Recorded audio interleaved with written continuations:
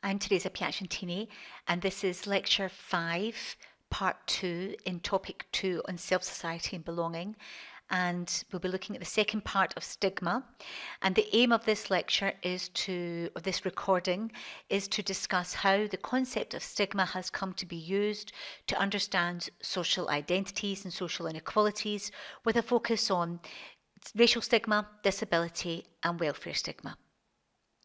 So let's begin with racial stigma. And as Imogen Tyler points out, stigma is not a self-evident phenomenon, but like all concepts, has a history. And she resituates Goffman's conceptualization of stigma within the historical context of Jim Crow and the Black freedom struggles in America that were shaking the social interaction order to its foundations at the very moment that Goffman crafted his book. And it is the contention of her paper that these explosive political movements against the humiliations of racial discrimination invite us to revise Goffman's decidedly apolitical account of stigma. She argues that one of the major limitations of existing understandings of stigma is precisely in the way in which they bracket off key questions such as where stigmatizing attitudes come from, how and by whom is stigma crafted, mediated, produced, and why, and what social, political, and economic function stigmatization might play in particular historical and geopolitical contexts, and, importantly, how stigma has been resisted. The problem, she argues, is that research concerned with understanding and changing stigma has focused on changing behaviours and beliefs rather than changing the very structures that shape social relationships. But if we look at the history of resistance that gave birth to the civil rights movement in the US, we can see a long history of addressing the very structures that shape social relations. And if we think back to the lecture on Goffman and the presentation of self, and we had those examples of resistance during Jim Crow that sparked the civil rights movement, but yet we are talking about decidedly stigmatized individuals, but accounts of their agency and resistance to this are missing in Goffman's account. And here, Tyler really picks up on this issue that was also raised in that recording about whether the micro-level analysis of the interaction order really can be decoupled from historical contexts. What is the purpose of studying stigma if it is not to change the social arrangements of the world around us? Why was Goffman not writing about this? Why was Goffman not trying to change things? Tyler has her view on this, and it builds on the work of Joyce Sladner, and that is that American sociology itself is stigmatizing in its pathologizing of African Americans and African American sociology.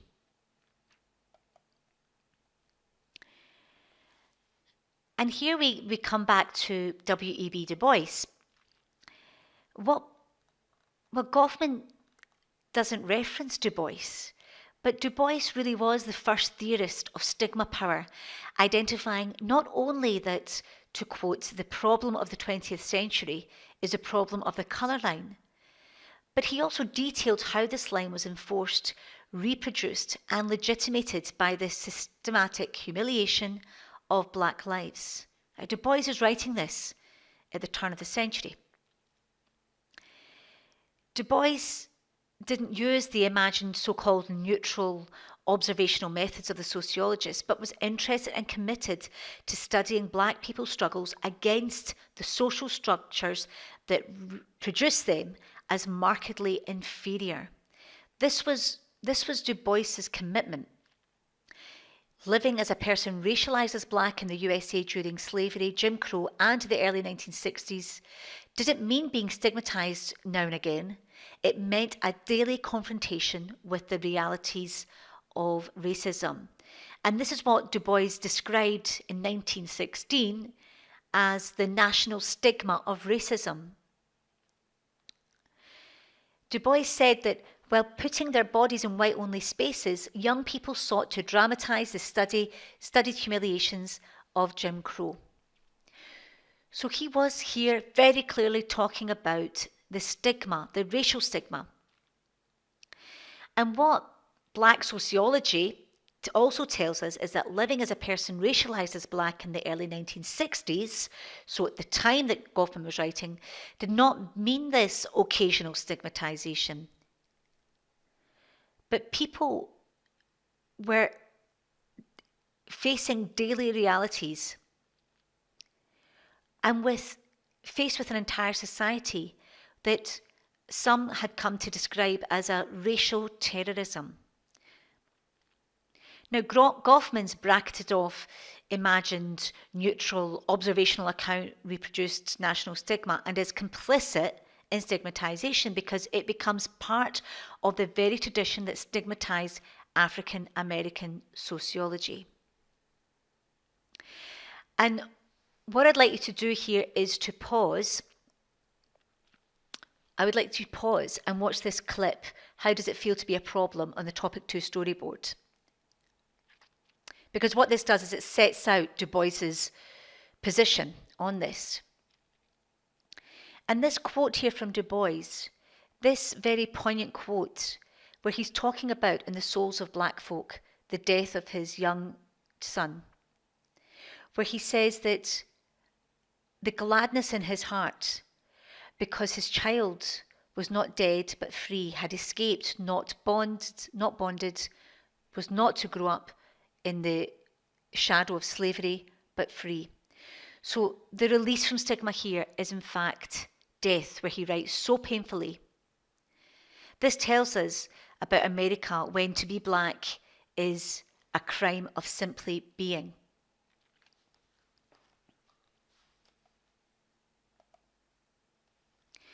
And Joyce Ladner suggests here that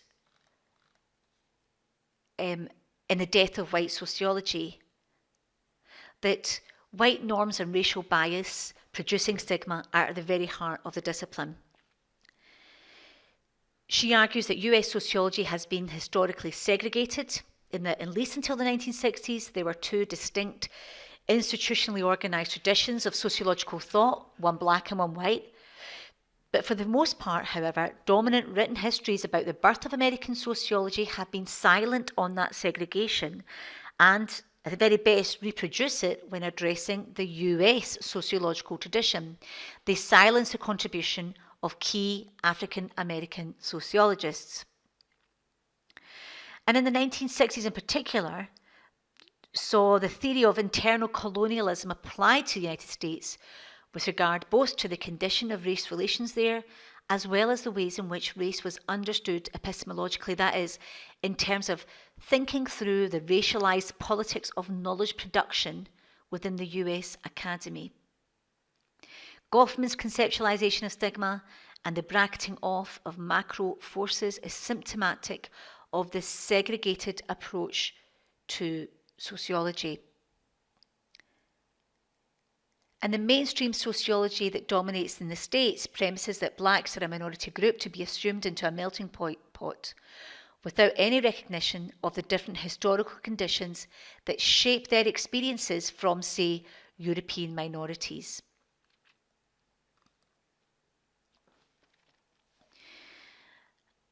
And just to avoid any American-centered bias, racial stigma is also something very prevalent in the UK. Since the 1990s, over 100 black people have died during or following police contact, but 0 police have been prosecuted for murder or manslaughter, and this is despite several rules of unlawful killing. This still here from Kano, a British rapper and songwriter from East Ham, London.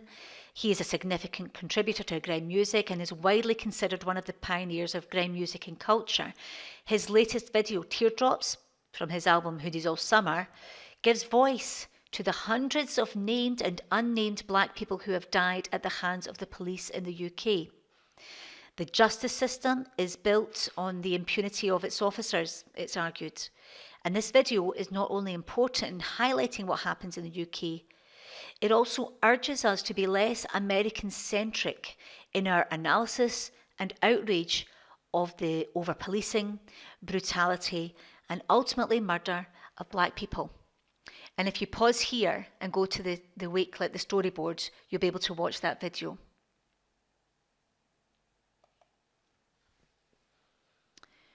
Turning now to the question of disability, Goffman's work on the experience of spoiled identity is of most interest to disability studies. And in Stigma, social interaction is premised on the notion that society establishes the means of categorising persons and the number of attributes felt to be ordinary and natural for members of each of these characters. Similarly, as we've seen, the concept of normality is assumed. People with a stigma, and here a visible physical impairment, are, according to Goffman, discredited, unable to achieve full humanness, so he writes, by definition, we believe that a person with a stigma is not quite human. The unequal treatment is, Goffman believes, justified by other non-discredited people through the creation of a stigma theory, so an ideology which permits the treatment of the discredited on the grounds of their stigma. And I want to look at the work of Hunt here and a series of autobiographical essays written by physically disabled people and edited by the activist and writer Paul Hunt. And this is an account of stigma from below, that is, from the people themselves, and so theorises stigma from the perspective of those people stigmatised. And it's written shortly after Goffman's book. Stigma allows disabled people to be perceived as unfortunate, as useless, as tragic, and therefore undeserving of the rights of normal able-bodied citizens. Hunt is concerned with the ways in which stigma, as a cruel system of classification, marks people into categories in order to impede their freedom or mobility and legitimate the segregation of disabled people from mainstream society. Hunt's account, in contrast to Goffman, is anti-segregationist, and his politics are also influenced by the US civil rights movement occurring at the same time. He sees a connection to racial tension. As he says, prejudice springs from the same roots of oppression. And he very much sees stigma as a terrain of political struggle and asserts that physically disabled people who are stigmatised would not accept this devaluation of themselves. Hunt's work has played a foundational role in the conceptualisation of stigma as a pivotal force in the social segregation of disabled people in the development of the social model of disability. So Hunt is hugely influential, and yet Goffman's account of stigma tends to dominate.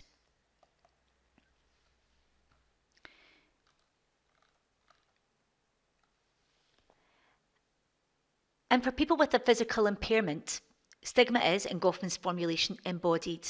So impaired people are cast in the position of outsiders, placed on the margins of society by virtue of their impairment. And as I've already said, Goffman isn't interested really in causes. He brackets off any reference to the creation of these categories, and whilst his work is more than mere description, it is free from value judgments around how individuals interact with those he classifies as stigmatised. But if the concept of stigma were to be recast as the concept of prejudice, a far more powerful analysis could be achieved, in that the blame for such prejudice would fall squarely on the shoulders of the normal, in Goffman's terms.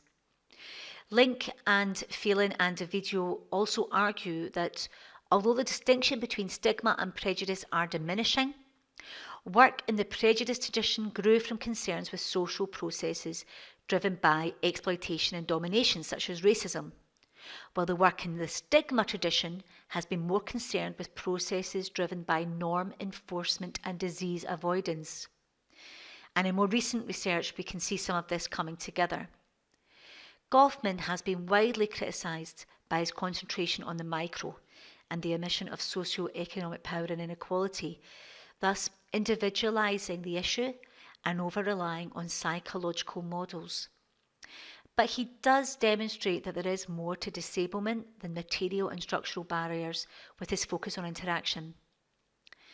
It also repositions the problem of impairment from the body to the social, in that the social creates social stigma. And prejudice is also at risk of pathologising the individual who deviates from the supposedly egalitarian norms of society. It runs the risk of individualising the problem. But as Watson argues, prejudice faced by disabled people is the result of oppression. And to challenge this oppression requires an analysis of the ways in which prejudice comes to be reproduced.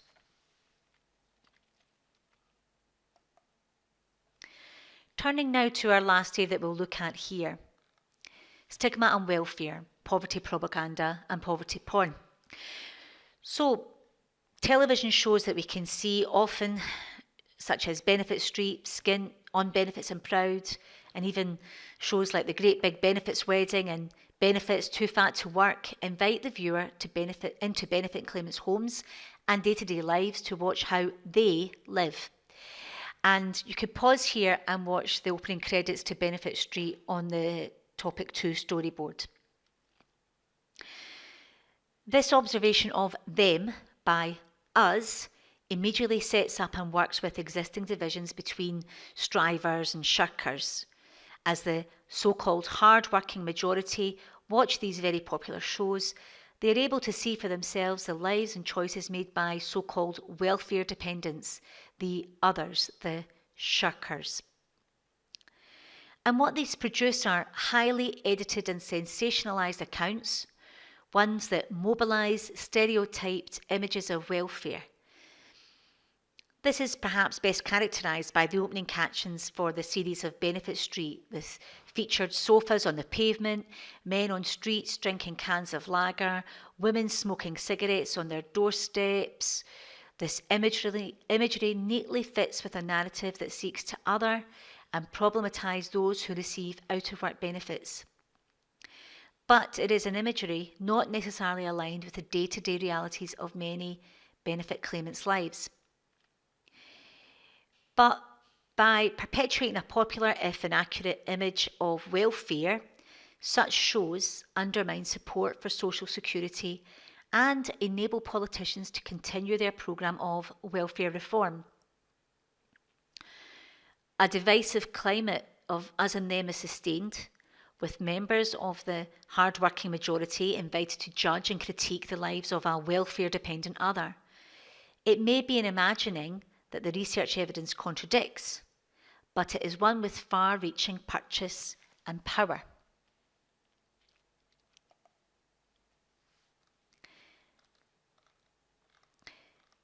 How does this all happen? Well, the social problems of deepening poverty and immobility and economic inequalities come to be magically transformed into problems of welfare dependence, into problems of irresponsibility and cultures of entitlement. And Tracy Jensen calls these tools of alchemy of magically conjuring up social imaginaries. If we say it enough, it will become true. And austerity is the only answer to the question of welfare. In his fascinating study of agnotology, which is the willful and deliberate cultural production of ignorance, Tom Slater looks at welfare and poverty across think tank activity, notably the Centre for Social Justice, usually without any input from any social scientists, and often recycling stigmatising ideologies about bad choices, bad culture and irresponsibility. So the familiar litany is repeatedly invoked: family breakdown, worklessness, antisocial behaviour, personal responsibility, out-of-wedlock childbirth, dependency. It becomes a meaningful refrain. Tracy Childrick, writing in 2018 about lessons from Grenfell, so she dissects the production and implications of what she calls poverty propaganda in her analysis of the aftermath of the Grenfell Tower disaster in London in June 2017. Grenfell exposed the absolute political contempt for the rights and housing situations of working class Londoners, and also exposed the protracted disinvestment in social housing and the disregard for the repeated warnings by tenants of an impending disaster. And this led to widespread disquiet and anger about the extent of inequality in London and beyond. But poverty propaganda, according to Shildrick, works to orchestrate confusion and muddies the water, so clarity on issues of poverty and related disadvantages is never revealed. And again, it's this sense of there being an alchemy at play, a magical process that reveals certain things but obscures others. And as she demonstrates, poverty propaganda provides a critical resource for those in power in times of crisis like Grenfell, as its stigmatising messages are simple and far more likely to stick than arguments about causal complexity. And poverty propaganda is malleable, as it serves to divide the working class, fueling mistrust of fellow citizens and neighbours, particularly in deprived neighbourhoods. So, bringing this discussion to a close, rethinking social stigma as cultural and political economy of stigma, it's really important that we recognise the ways in which stigma has been bracketed off from some of these key questions. And remember that underlying any hysteria of a so-called threat exists class conflict, in which the source of a problem is believed to be rooted in the lower so-called dangerous class. And what is frequently missing is social and political questions such as how stigma is used by the individual. We also need to highlight the limits of approaches which fail to take into account structural and structuring factors such as history, geography, politics, and economic conditions. In doing so, what we can do is supplement the existing sociology of stigma by encouraging sociologists to look up rather than look down at the stigmatized, but look up to the forces that shape the emergence of stigma in everyday contexts.